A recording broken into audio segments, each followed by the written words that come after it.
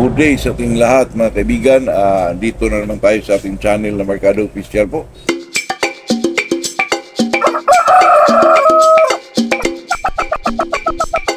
Ito naman sa atin mga kaibigan ay talagang usapang magmamanok lang po.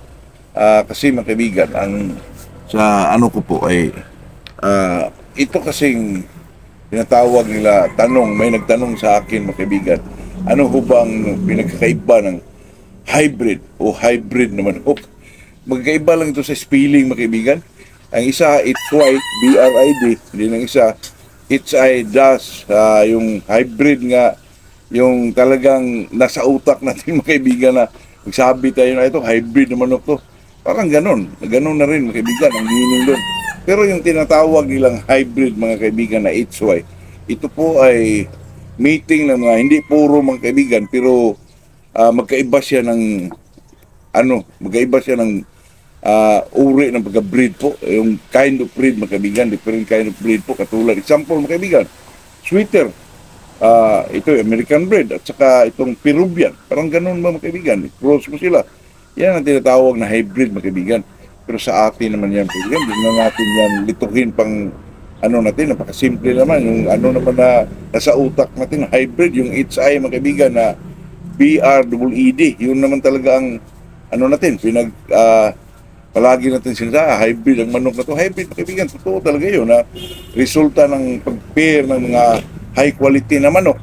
Pwedeng puro, pwedeng breeding, pwedeng process, ganun. Pero ang kalidad ng isang manok ay mataas siya. Siguro imported, mga ganun. Kaling kay Deng, mga ganun. Yun ang tinatawag ng mga hybrid na manok, mga kaibigan. Pero yung, kasi dito pinag-usapan natin kung anong pinagkaiba nila.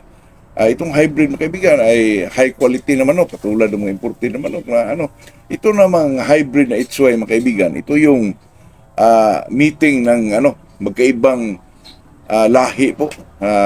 Yun na, sinasabi ko ganyan na mga kaibigan, na sweater, Peruvian, magkaiba sila.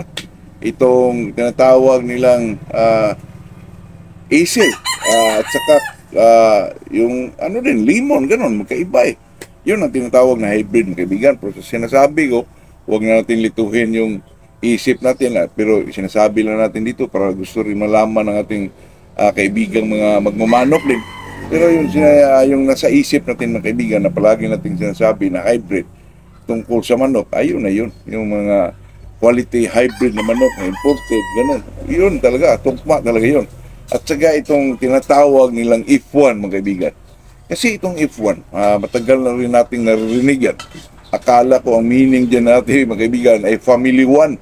Hindi naman nagkalayo yun kasi pag offspring niya, ito talaga ang unang pamilya po. Kaya hindi tayo nagkakamali. Pero sa mga iba't ibang breeder ng kaibigan, hindi ko rin alam kung ano ang mga meaning nila. Pero ako, nag-research po ako nito.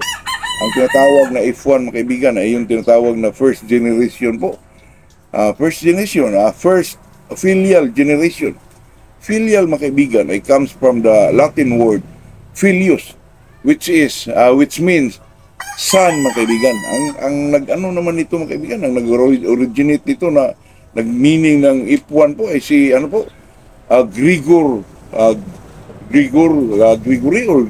Grigor Mandel po.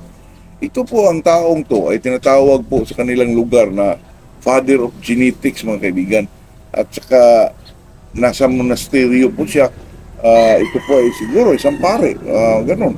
Kaya itong word na filial mga kaibigan, ay ito po comes from the word, Latin word na filius, na tinatawag lang anak. Kaya itong mga kaibigan, itong F1 po, ito po ay tinatawag na first generation mga kaibigan. Pwede naman siyang process siya, anak siya ng ibang then ang anak nila, matawag din natin F1 mga kaibigan, first generation. Pero ang F1 kasi mga kaibigan, pwede mo naman talagang gawing ang word na yan. Pag ikaw ay mag-breed po, katulad ng kuha ka sa red, siyempre, kuha ka ng tryo, hindi mo naman tawagin yung first generation yung anak nila mga kaibigan, di ba? Depende na lang kasi yung sa breeder mga kaibigan. Kasi ako naman, nalilito ako yan dati, yung about sa word na yung F1. Kasi ang natatak sa isip ko mga kaibigan, family one eh. Family yung first family. Yun ang ano sa isip ko, pero yung naghalungkat tayo or nag-research tayo po ay ang tawag pala doon mga kaibigan ay first generation mga kaibigan na through Greg Mandel, first filial generation po na comes from the Latin word na filius. Ibig sabihin mga kaibigan, anak. Kaya siya ang talagang nakatuklas yan mga kaibigan, itong si Greg Mandel. Kaya ako naman bilang Pilipino na gusto din natin malaman kung ano yung, kasi ilang bisis ko na narinig yung mga kaibigan, ipuan to, ipuan. Ano ba to? Ipuan.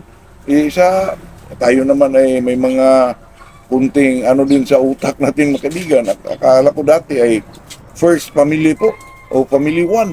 Ganun. Pero hindi rin nagkalayo mga kaibigan kasi first generation.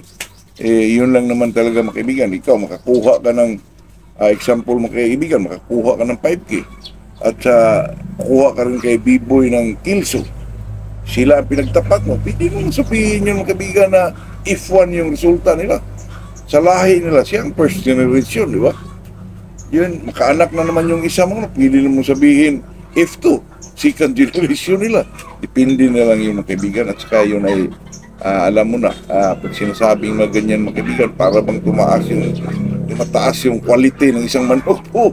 Pag magsabi ka, kasi yung mga big time breeder, makarinig ka. Tayo naman dito sa baba,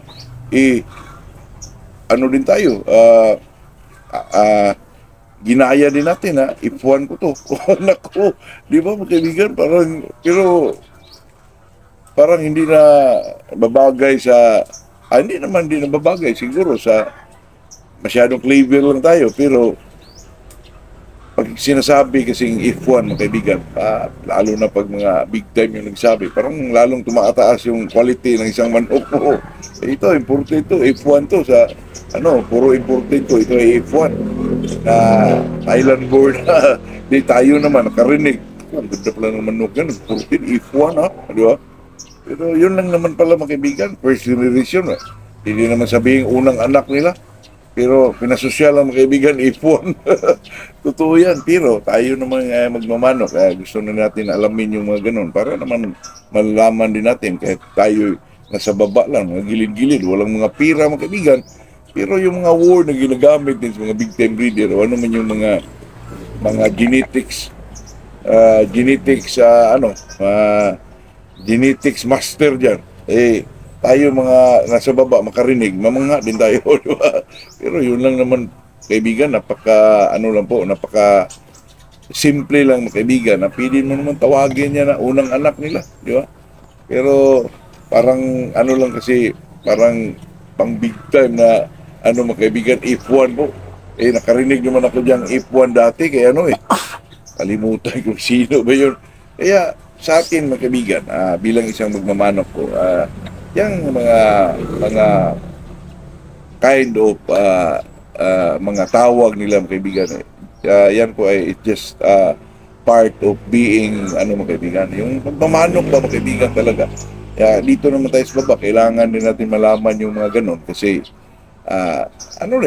enjoyment lang, at saka pagtanggal stress lang, para naman kung mag-inuman tayo, pag mamayabang din tayo sa, lalo na pag lasing ka na, pag mamayabang ka rin na sinasabi mo ano ba yung mga if1 dyan, filial, parang ka rin, parang matalino ka rin, pero mga kaibigan, alam nyo po, kahit gaano ka katalino mga kaibigan, kahit gaano pa kataas yung knowledge mo about sa pagmamanok, yung mga pagbigkas ng mga word na kung ano yung genetics na alam mo, pero mahirap pa rin mga kaibigan, yung dominahin yung sabong po. Kaya yung mga ganyan mga kaibigan ay parang mga spices lang yan po, para mas lalong ma-enjoy o ma-excite tayo if we talk about mga chickens mga kaibigan, yung mga manok panabong po.